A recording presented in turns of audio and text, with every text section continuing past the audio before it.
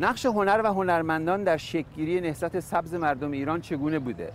ریشه‌های هنری و زیباشناختی جنبش احقاق حقوق مدنی مردم ایران رو چگونه باید ارزیابی کرد؟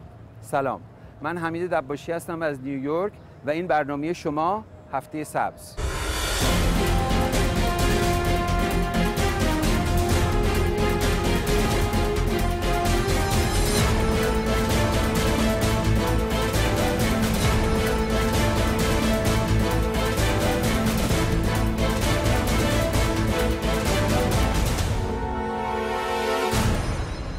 جنبش سبز آزادی از خیابان‌های کشورمان به شهرهای مختلف دنیا عبور کرد و آرزوی مردم ایران برای برخورداری از دموکراسی، برابری و شرافت را بر همگان آشکار ساخت.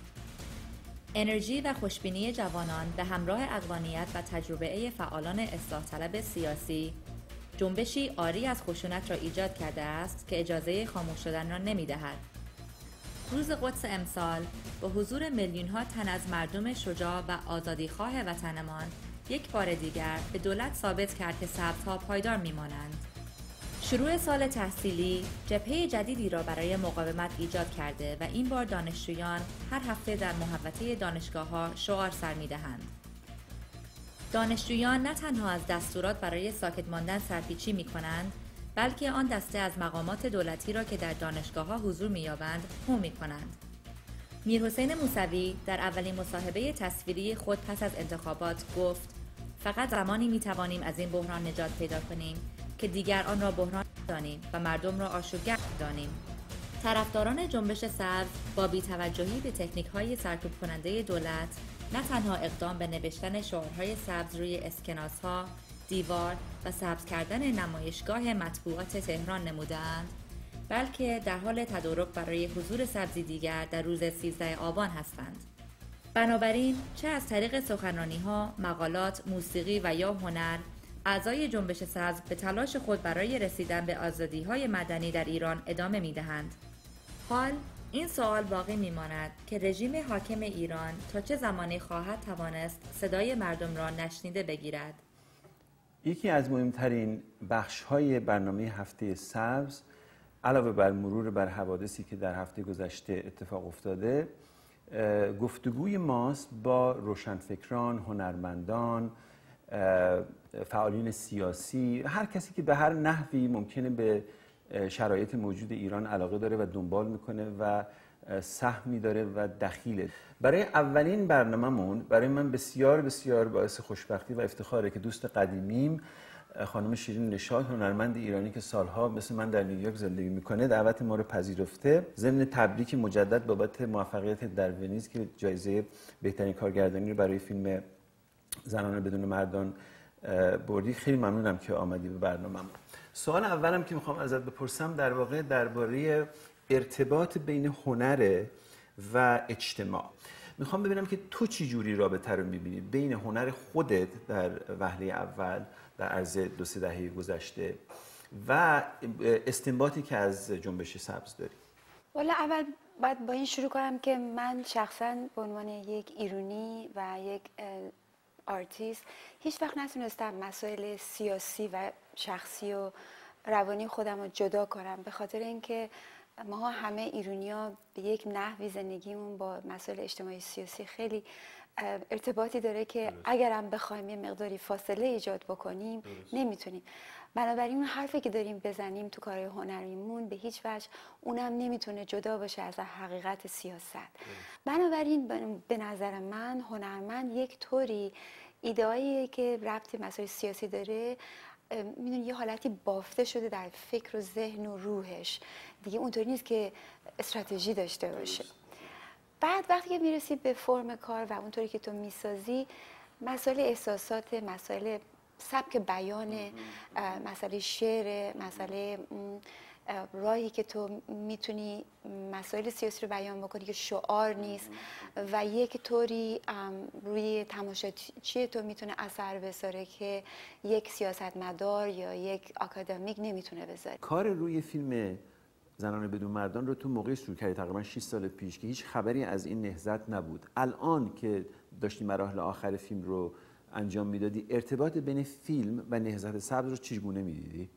ببینید اولا بگم که من این کتابو سیاسی تر کردم، همونطور که شما بودین که این داستان رو به من پیشنهاد کردین و همونطور که میدونین واقعا زاویه مسائل کودتای 1332 خیلی جزئی بود در این کتاب. بنابراین من از اول برام خیلی جالب بود که موازی کردن تلاش این چند زن برای پیدا کردن دموکراسی و آزادی و استقلال و کشور ایران که در همون حالت دنبال آزادی و دموکراسی بودن، برای من این خودش یه شعر بود.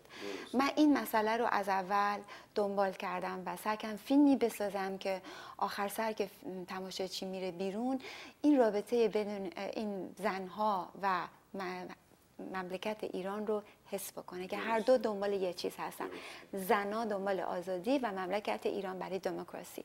و جالب این بود که این تابستون دو تا اتفاق خیلی بزرگی که افتاد، واقعا زنها همه ما رو دوباره شوکه کردن با حضورشون، اون حالتی که واقعا فراموش نکردنیه. و در ضمن همه ایرانی‌ها ریختن تو خیابون دنبال همون واقعا ایده هایی که ما دیده بودیم تو تظاهراتی که در 1332 بود. بعد که با خود شما صحبت کردیم دیدیم که واقعا نزدیک 100 ساله که ایرانی‌ها دنبال همچین تلاشی هستند و این چه پیام مهمیه برای ایرانی‌ها که ما با خودمون به تاریخ خودمون نگاه کنیم و چقدر جالب که مونس که آخر سر یک اکتیویستی هست که مرگش یک نوع سمبل تلاش دیگران میشه و ندای زن جوان ایرانی به اون حالت هر دو رو زمین فوت کردن. لحظه آخر فیلم من صحنه آخر اصلا این بود که هست که مونس در زمین و مرگ. ولی میدونین یه پیامی هم برای دنیا داره که ببینین ما آدمایی هستیم که مقاومت کردیم و مقاومت خواهیم کرد. مایلم بدونم که این حرکت که الان در ایران اتفاق افتاده، جنبش آزادی مدنی ما، جنبش سبز، چه تأثیری روی یک کار هنری خواهد داشت؟ من هم راستشو بخواین از جوانی هیچ وقت آدمی نبودم که دنبال ایدئولوژی باشم و این جنبشی که ما به قول شما این تابستون دیدیم نشون دهنده همون یه گروه جدیدی بودن که اونا واقعا نمی جنگیدن برای اینکه اعتقاد به خصوصی به یه ایدئولوژی داشتن ولی به آزادی داشتن.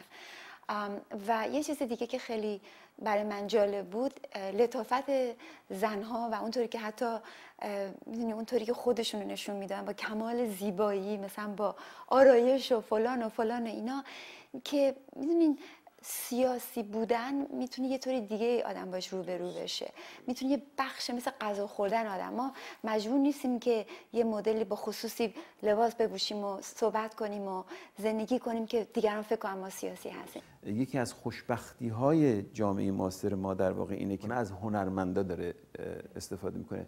تو خودت این حضور میبینی در این نهضت؟ خیلی جالبه، مثلا همون مسئله استفاده از رنگ سبز. واقعا چقدر این جالبه که مثلا دولت ایران دیگه از رنگ سبز میترسه.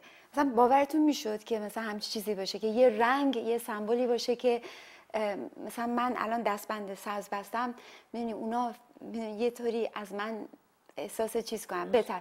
و خب این به قول شما مثلا من یادمه اون روزی که ما تصمیم گرفتیم که در ونیز یه حالتی پشتیبانیمون از جوانای ایرانی نشون بدیم و تصمیم گرفتیم یه آنتوراژ با سبز وارد بشیم. من اصلا دوست نداشتم که هیچ کاغذی، هیچ بنری، چیزی که مثلا روش نوشته باشه یا تصویری باشه. به نظر من زیبایی همون حالت کوریوگرافی بود، رقص بود رنگ سبز. یعنی این کاملا پیامی که ما می‌خواستیم به دنیا میداد، دیگه چیزی دیگه ای ما نمی‌خواستیم. و این علامت اگر فیلمت رو در ایران نشون بدن خودت به ایران خواهی رفت؟ والا همیشه آرزوی ماست که یه راهی رو برگشتن به ایران داشته باشیم و امیدوارم که این روزی نزدیکتر باشه تا دورتر. خیلی ممنون که دعوت من پذیرفتی. ممنونم که دعوتم کردین. نهال زیبا و سرسبز آزادی‌های مدنی ما در دل تابستان گرم ایران به گل نشست و به زودی به میوه خواهد رسید. حفظ این نهال نوپا بیش از هر چیز مستلزم بری بودن از هر نوع خشونت، احترام به حرمت همه انسان‌ها و تصفیه فرهنگ سیاسی ماست. من حمید دباشی، تا هفته سبز دیگر، خدا نگهدار.